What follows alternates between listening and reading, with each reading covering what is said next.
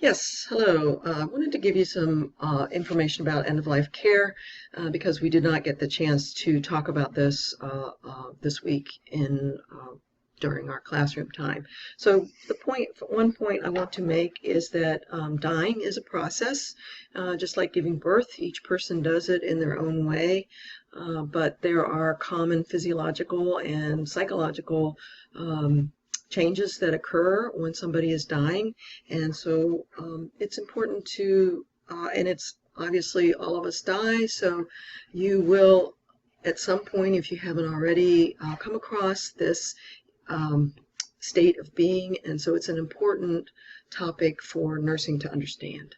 So a huge um, factor in dealing with a dying patient is grief. This is important, and it's, I think, important to recognize the different types of grief that there are because they can influence how a person is coping and whether or not they're able to function. You know, grief is very individual. Different people grieve in different ways, and there are no right or wrong ways. But there are certainly degrees of grief, and some of which can be very difficult and can really interfere with a person's ability to cope and ability to function in a way that you know, is good. So it would be important to understand the different types of grief.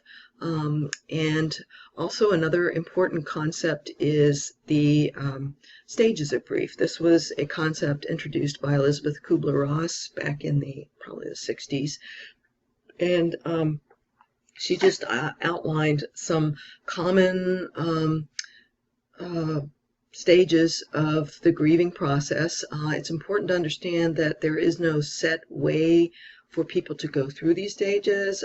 People can kind of move through them in very individual ways and maybe not even exhibit some of these stages. So it's very individual again, but it is an important concept to understand and to recognize. It helps us nurses to understand sort of how, you know, what to expect when you're working with a grieving person. When you're looking at the dying person, there are some very common fears that people who are faced with death go through. One of the top fears that people have, and this is based on research, is fear of pain. That's a very common fear, and it's important for nurses to recognize this and address it in the way that you approach people who are faced with their own mortality. Another very common fear, I don't think it's particularly noted in your book, but there is, and I've certainly witnessed this over and over, very common for people to not want to be a burden on their family. And sort of linked to that is the idea of, you know, they don't want to be a burden, but they also don't want to be abandoned by their family. They don't want to die alone.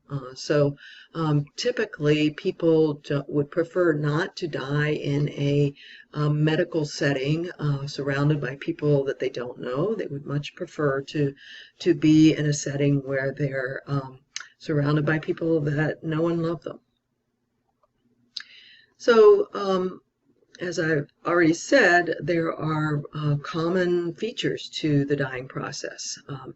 And you know, depending on how close one is to dying, they will likely display some or all of these different states. One of the most common things that happens that's often very disturbing to families is that patients reach a point where they really just don't need to eat as much or drink as much, and they'll begin to refuse food. And this is very upsetting to families, and often there's discussion about whether or not we should artificially feed this person by putting in a feeding tube. You know, I know we've talked about PEG tubes, and when a person is dying, their body really just doesn't need as much of the nutrients. So it is very normal for them to eat less and to eventually reach the point where they just don't want to eat anything.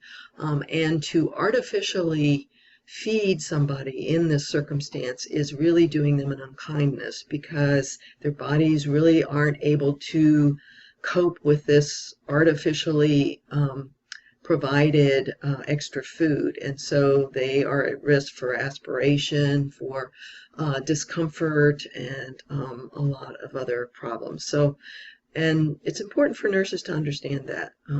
Another common symptom at the end of life is that, just in that there's often a decrease in the amount of food and fluids that they're taking in. There is a decrease in the amount that they're putting out. So that makes perfect sense. I don't think I really need to explain that. Another common thing that happens is that people tend to sleep more, and the closer they get to actual death, they will become typically, if left to nature, to be in a natural state, that they will eventually become unresponsive or comatose or be asleep all the time, however you want to frame it. But this is a normal part of the dying process.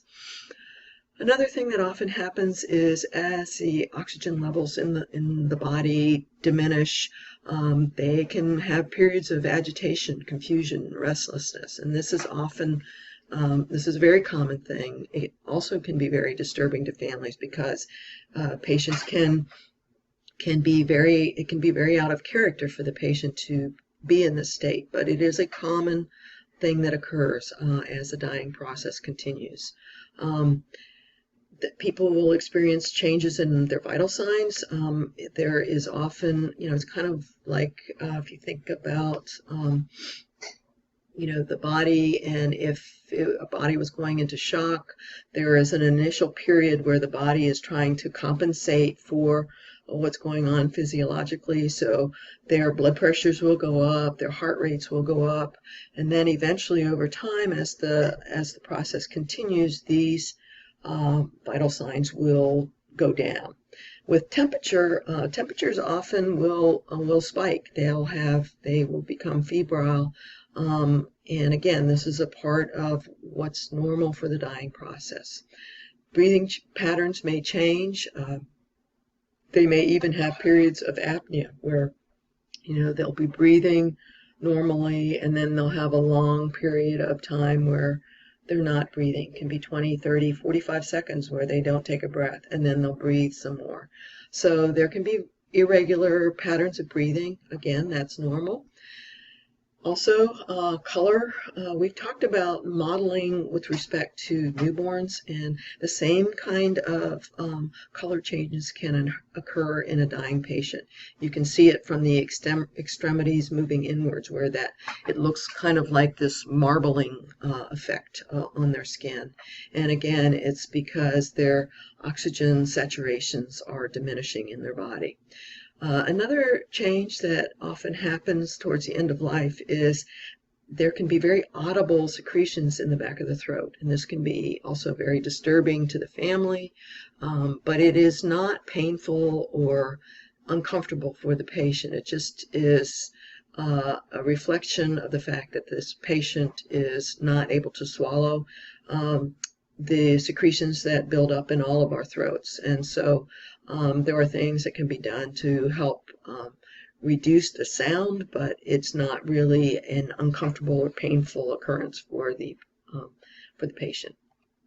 So things that the nurse needs to do for the dying patient is, of course, assessment. We always start with assessment.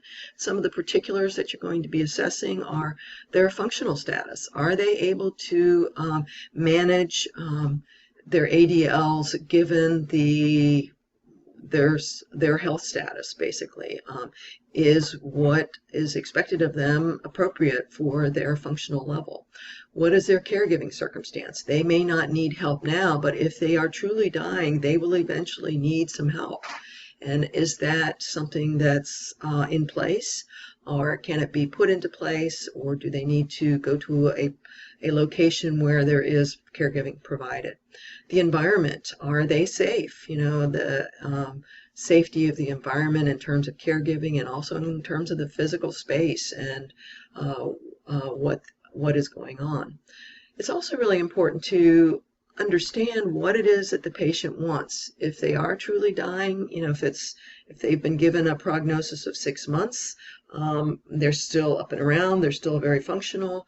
It's really important to understand what it is they want when they do reach the very end of their life. That's really important, and the nurse can be an integral part of helping them identify that. Also, are they having symptoms? And if so, what are the ways that we can address those symptoms? I spoke in the previous slide about education and the need to normalize what the person is going through. And so that's a huge part of what nursing does in end-of-life care. It's also important that the nurse be providing good information to the patient and their family about what are the options, what is their current status. I mean, that is really for the doctor to discuss with the patient. It's not up to the nurse to describe, or to tell them what their prognosis is or what their health status is, but certainly the nurse would be reinforcing what the doctor says. And of course, alleviation of pain and symptoms is an important role for the nurse. And finally, it's important for the nurse to be providing the patient and family with important resources. An advance directive is an important part of end-of-life care. There are two types, one in which you indicate who you would want to speak on your behalf if you are no longer able, which is often the case when somebody has reached the very end of their life. They usually, as I previously said, become in a comatose state. The other type of advance directive is where you specifically say what you do and don't want. Do you want a breathing machine? Do you want a feeding tube? Those kinds of decisions. And it's very, very helpful to the family if the person themselves can clearly identify what it is they want and don't want. An advance directive does not require a lawyer or any form of expense. It can be written on any type of paper or form. There are no requirements. The only requirement is that it be witnessed by somebody who is 18 years of age or older. And often the nurse, if a patient is in the hospital, a nurse will be called upon to witness this advance directive, and it's perfectly appropriate to do that, not as a student, but as a functioning nurse. I've witnessed advance directives on many occasions. You're just saying that, yes, this person who's signed this form is in fact this person. Again, it's very helpful, and really everybody should have an advance directive, no matter how old you are, no matter how healthy you are. It only pertains to the very, if you are in a terminal condition, so you don't have to worry that, if you were in an auto accident and you were unresponsive, that, they would not bring you back or not perform CPR if it was needed, because it's only relevant to being in a terminal state. So after death, responsibilities of the nurse are, first of all, you have to sort of know when the person dies. This is obviously, important to identify that the person has actually died. And basically, it's very simple. Respiration cease, and there really is no movement. And, as I said before, sometimes people have irregular breathing patterns, so they may have a period of time where they're apneic, but if that goes away completely and it's been 5-10 minutes and there's been no respirations, then that's an indication that they have died. As far as pronouncing, it depends on the location of the dying person, but typically an LPN does not pronounce a patient who's died. And what specific protocols are in place depends on the setting of the dying person, but often, and almost always, whoever would be notifying the next of kin and would be notifying a funeral home. And in this circumstance, cultural considerations are really, really important and can be very variable. Thank you.